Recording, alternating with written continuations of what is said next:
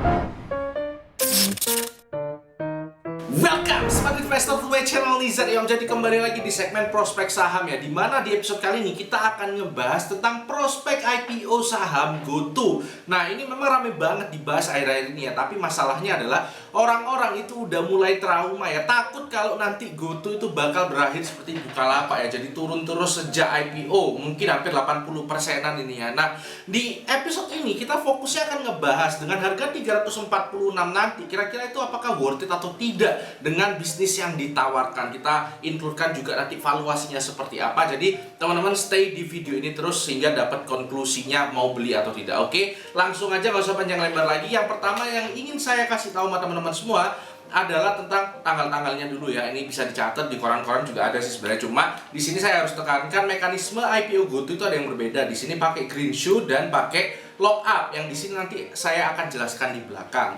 Oke, itu yang pertama. Yang kedua adalah kita akan ngomongin lini bisnisnya. Jadi lini bisnis dari GoTo itu ada beberapa ya, yaitu on demand service, e-commerce, dan financial technology, yang masing-masing dari lini bisnis tersebut itu ada brandnya masing-masing. Nah kita akan coba cari tahu nih pangsa pasar dari tiap brand seperti apa. Tokopedia, kita udah tahu ya bahwa Tokopedia masih jadi juaranya e-commerce di Indonesia dengan monthly visit terakhir itu 144,9, mengalahkan Shopee yang 121,9, Lazada 22, Bukalapak 21, bahkan Bukalapak mulai dikalahkan oleh Lazada di sini ya. Nah, kemudian kita akan lihat Gojek. Nah, sayangnya Gojek ini masih kalah sama Grab ya untuk pangsa pasar ride hailingnya. Terus kemudian untuk GoPay sendiri selama satu semester tahun lalu 2021 itu masih kalah dibandingkan OVO, Dana, Link Aja sama Shopee Pay. Nah, jadi kita bisa tahu ya bahwa memang yang masih raja itu Tokopedia, tapi untuk Gojek dan GoPay itu masih struggling. Nah, itu untuk kekuatan pangsa pasar dari tiap brand. Nah,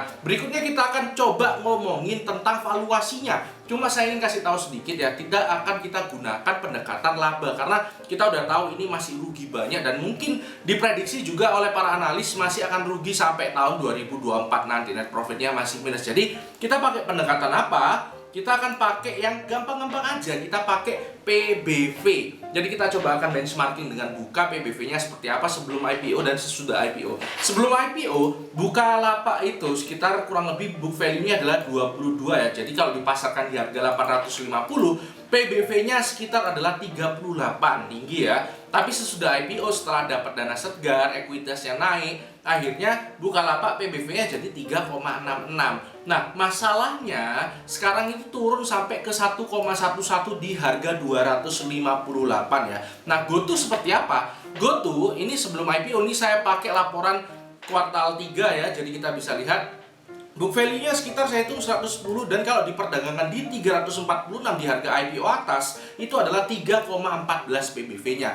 Nah, kalau nanti udah dapat dana segar dan ekuitasnya naik, nanti kira-kira ada di sekitar 2,87 untuk PBV-nya. Nah, di sini kayaknya memang masih enak lah ya dilihat ya, karena ya 2,8 sampai 3 itu kira-kira masih aman lah ya untuk PBV sebuah perusahaan teknologi, apalagi Bukalapak itu menawarkan PBV lebih tinggi sebelumnya. Cuma di sini ada catatan yang menurut saya menarik banget dan perlu diketahui oleh teman-teman semua, yaitu adalah kalau teman-teman lihat di bagian aset ya, ini kita bisa lihat di aset, ini total aset dari GoTo itu adalah 148 triliun. Jadi kalau dibandingkan dengan market cap-nya yang 400-an, nanti jika harganya adalah 346, itu ya kurang lebih sekitar 3 PBV-nya. Itu kayak masih normal-normal aja.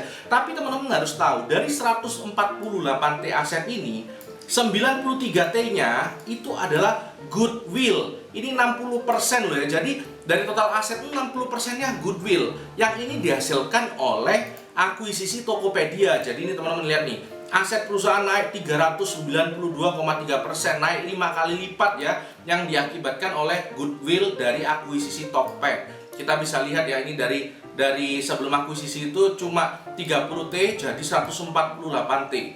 Ya, goodwill-nya dari 720 miliar jadi 93 triliun. Ya, ini besar banget. Nah, goodwill ini apa? Goodwill ini sebenarnya kayak nilai lebih, yang nilai premium yang keluar karena akuisisi Tokopedia. Jadi Tokopedia itu misalnya asetnya cuma 10T, harusnya belinya 10T aja dong, tapi ini belinya sampai 100T. Nah, 90T-nya itu adalah goodwill, kurang lebih seperti itu. Nah, kok bisa ada 90T lebih? Ya karena dianggap goodwill itu ada seperti di dalamnya tuh brand, reputasi, terus pegawai-pegawai yang handal. Nah, jadi kayak semacam aset yang tak berwujud. Nah, oleh karena itu, justru karena goodwill ini adalah aset tak berwujud, ini susah banget dihitung. Dan apalagi kalau ini amit-amit ya, tapi kayaknya nggak mungkin ya. Tapi kalau misalnya GoTo dilikuidasi, nggak mungkin dong investornya dapat goodwill. Dan itu ada 60% di asetnya. Ya, jadi besar kemungkinan nilai aset dari GoTo itu sebenarnya nggak segini ya. Ini sebenarnya nggak sampai 148 kalau goodwill-nya nggak ada. Ini nggak sampai segitu. Kira-kira kayak gitu ya yang saya mau maksudkan ini. Nah, mungkin teman-teman bisa hitung sendiri goodwill-nya apakah 93T ini layak apa enggak. Teman-teman coba hitung sendiri aja. Nah, berikutnya itu kita coba bandingkan lagi. Kalau PBV-nya kita buang goodwill-nya, kan otomatis berkurang ya ekuitasnya ya, karena aset dikurangi utangnya tinggal berapa gitu kan. Ini nanti kira-kira bakal seperti ini. PBV-nya itu jadi sekitar 8,25 ya. Jadi nggak kelihatan murah lagi. Ya, ini kalau dibuang goodwill-nya bener-bener dibuang tinggal segini lah nanti. Ya, teman-teman mungkin bisa ini debatable ya antara goodwill ini memang sekitar segitu atau enggak. Tapi intinya kalau goodwill itu kalau dilikuidasi itu nggak ada nilainya sebenarnya. Kurang lebih seperti itu. Nah, berikutnya yang kita akan bahas adalah pendekatan dengan GTV atau GMV ya. Tadi kalau PBV itu yang gampang ya. Nah, GTV atau GMV ini sekarang kita bisa lihat pada saat buka di IPO itu harganya adalah di sekitar price to TPV-nya adalah 1,03. Kalau dibuka itu yang dipakai matriksnya TPV ya. Kalau di GoTo GTV itu sebenarnya sama aja ya, 1,03 dan sekarang jadi 0,2 ya. Nah, ini kok bisa turun drastis banget gini? Kenapa? Karena ya memang TPV itu cuma nilai transaksi yang diproses ya. Jadi belum tentu semuanya jadi revenue, karena Bukalapak itu dapat revenue-nya itu dari fee, bukan dari total penjualan. Nah, kalau kita lihat di laporan keuangannya, kita bisa lihat ya, dari total 117 triliun TPV yang diperoleh Bukalapak selama annualize 2021, kita bisa lihat bahwa pendapatan netonya itu kurang lebih cuma sekitar 1,6. Ini kalau di annualize-kan ya, kira-kira cuma segitu. Jadi wajar kalau misalnya price to TPV-nya tuh ngedrop seperti ini ya. Dan GoTo itu nanti waktu IPO price to GTV-nya itu nanti kurang lebih sekitar 0,9 ya, satu lah, kurang lebih 1:1 seperti itu. Nah, sebenarnya ini memang debatable juga, karena kalau kita pakai acuan di luar ya, di US misalnya kita pakai Amazon sebagai benchmark, kita bisa tahu GMV dari Amazon selama 2021 itu adalah 600 billion, sedangkan market cap-nya adalah sekitar 1,4 T-an lah. 1,4 billion-an lah kalau 2021 ya di sini ya. Artinya apa? Price to GMV-nya itu kurang lebih sekitar 2. Nah, tapi ini kayaknya nggak bisa diaplikasikan kayak gitu aja di Indonesia. Seperti itu. Jadi kita benchmarkingnya pakai Bukalapak aja. Nah, artinya apa? Dari pendekatan PBV maupun GTV, ini sama aja hasilnya, yaitu masih mahal ya. Ini 0,9, ini aja bisa turun sampai 0,2 loh.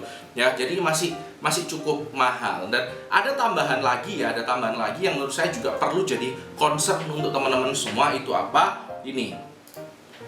Nah, sebagai seorang investor, kita itu juga harus tahu ya, porsi kepemilikan kita itu nanti akan terdilusi apa enggak. Nah, di GoTo ini jelas-jelas terstate ya. Kalau misalnya masyarakat itu nanti bakal dapat 4,35% ya. Dan kalau misalnya nanti program Green Shoe-nya itu nanti dilakukan, masyarakat jadi punya 5%. Nah, tapi masalahnya GoTo ini punya ya semacam program untuk bagi-bagi shares ownership program ya. Ya, ini dibagi-bagikan ke Gojek, ke orang-orang yang di Tokopedia. Nah, intinya adalah nanti ada program kepemilikan saham. Nanti GoTo ini menerbitkan saham lagi kurang lebih sekitar 12,36% untuk dibagi-bagi. Dan kita mau nggak mau akan terdilusi. Jadi dari 5% itu bakal terdilusi jadi 4,38%. Belum lagi ternyata GoTo itu punya rencana untuk melantai di NYSE, Nasdaq, Hang Seng dan segala macam lah ya. Nah, itu nanti akan menyebabkan terdilus lagi karena akan ada saham keluar di internasional sekitar 8,06%. Jadi kita itu punya